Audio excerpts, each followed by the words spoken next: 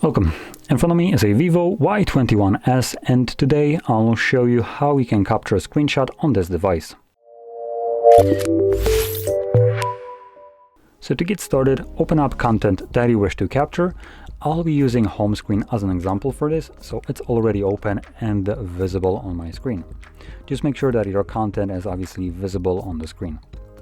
From there, hold the power button and volume down at the same time.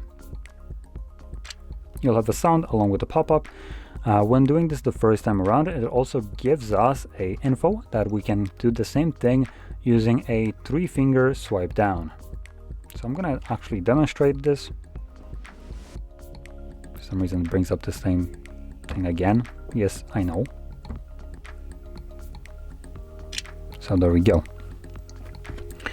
Now once this pop-up disappears, you can find the actual screenshot in your Photos application.